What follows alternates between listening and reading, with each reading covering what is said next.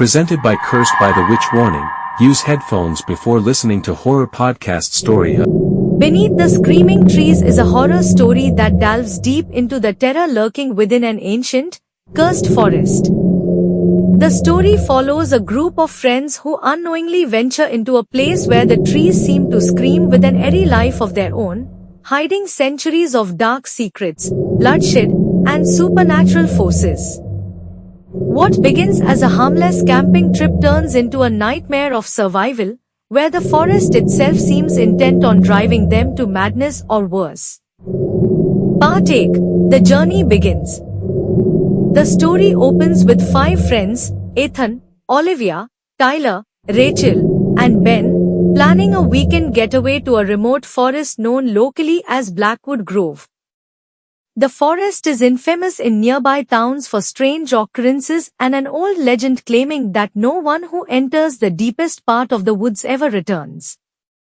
However, like most horror stories, the group is skeptical of the rumors, dismissing them as local superstitions meant to scare tourists away.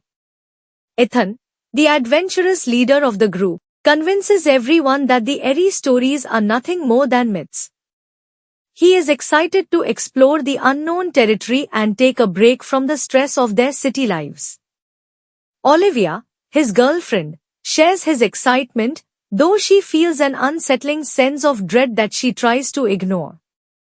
Tyler, Rachel, and Ben are more hesitant, especially after hearing warnings from locals at a nearby gas station, but they ultimately follow Ethan's lead.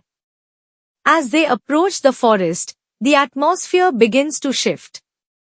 The trees grow denser and seem to tower ominously overhead, casting strange, twisting shadows even in the daylight. The deeper they go, the quieter the forest becomes. No birds, no animals, just the sound of their footsteps crunching on dead leaves. Despite their unease, the group sets up camp near the edge of a particularly thick cluster of ancient trees. As night falls, they gather around the campfire, sharing ghost stories and laughing to shake off the growing tension. But as the fire crackles, Olivia notices something strange. The trees around them seem to move slightly, as if shifting in the breeze, but there is no wind. Part 2. The first night. That night, the terror begins. As the group tries to sleep, they're awakened by an unsettling sound. At first, it's faint, a low, almost inaudible moaning that seems to come from deep within the forest. The sound gradually grows louder, evolving into what can only be described as screaming. The noise echoes through the trees, as if the very forest itself is in pain, howling in agony. Ben, the most superstitious of the group, is the first to panic. He tries to convince the others that they should leave, but Ethan brushes it off, insisting it's just the wind or some animals in the distance. Olivia, however, feels a knot of fear tighten in her stomach. There's something unnatural about the noise, something far too human in the way it pierces the air. In the dead of night, as they attempt to fall back asleep, Olivia hears a soft whisper right next to her ear, even though no one is there. The whispering is indecipherable, but it sends chills down her spine. She wakes Ethan, but he's annoyed, telling her it's just her imagination before turning over and falling back asleep. The next morning, the group awakens to a strange discovery. Ben is missing. His sleeping bag is torn open, and his belongings are scattered, but there are no signs of a struggle, no blood, and no footprints leading away from the camp. The group initially believes Ben might have wandered off during the night, but as the hours pass with no sign of him, panic sets in. Part 3. The descent into madness. As they search the forest, the screams return, louder and closer this time.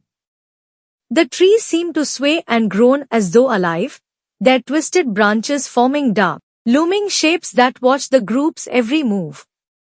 They find strange markings on the bark, resembling human faces frozen in silent screams. Each step deeper into the forest feels like walking into a trap, and the once familiar woods now seem labyrinthine, impossible to navigate. Ethan, determined to find Ben, leads the group further into the depths of Blackwood Grove, despite Tyler and Rachel's protests. They notice that the forest grows darker, even in daylight, the canopy of branches thickening to block out the sun. Olivia begins to hear whispers again, this time clearer, voices calling her name in a soft, chilling chant. As they venture deeper, they stumble upon an old, decaying cabin covered in moss and vines. The cabin seems out of place, too ancient and weathered to belong to any recent inhabitant. Inside, they find disturbing relics, bones, crude carvings of twisted faces, and old leather-bound journals filled with insane scrollings. The writings speak of the forest as a living entity that feeds on fear and traps souls beneath the trees, where they scream for eternity. Ethan reads aloud from one of the journals, despite the group's growing horror. It tells the story of a cursed ritual performed centuries ago by a forgotten cult that worshipped the forest. The cult believed that the trees could absorb human souls, keeping them trapped within the forest, screaming for release. Part 4. The Truth Beneath the Trees. After reading the journal, the group begins to unravel both mentally and physically. The forest's oppressive presence weighs heavily on them, and they begin to turn on each other. Tyler, overwhelmed by fear, insists that they must leave immediately, but the forest seems to shift around them, making escape impossible. The screaming intensifies each night, and the forest's shadows grow longer and more sinister. The group starts seeing figures among the trees, twisted, human-like shapes with hollow eyes and gaping mouths, echoing the very screams they've been hearing.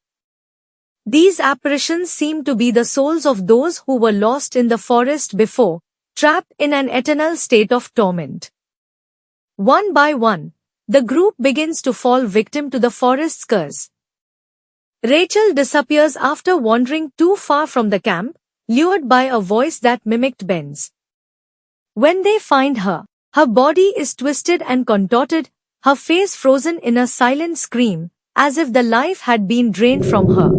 Ethan's resolve crumbles as he begins to question his own sanity.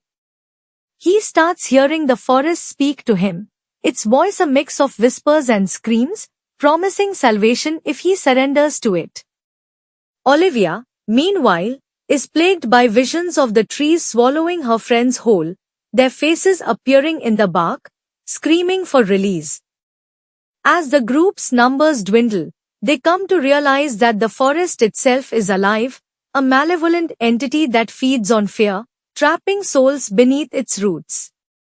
The screaming they've been hearing is the sound of those souls, eternally bound to the forest, crying out for release. Part.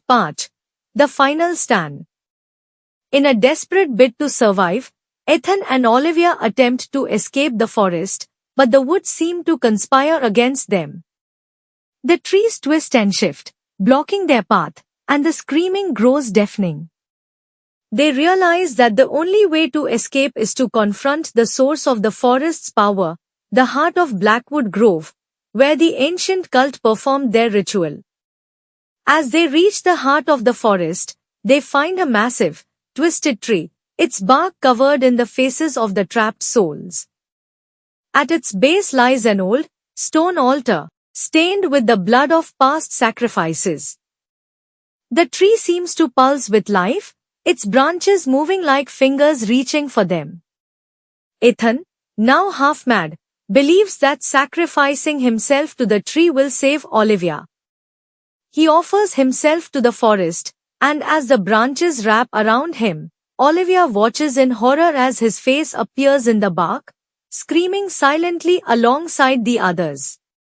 Realizing there is no escape, Olivia makes one final attempt to flee, running blindly through the forest. The trees seem to close in around her, their branches clawing at her skin. Just as the screaming reaches its peak, She stumbles and falls, her vision going black. Part 6. The Aftermath.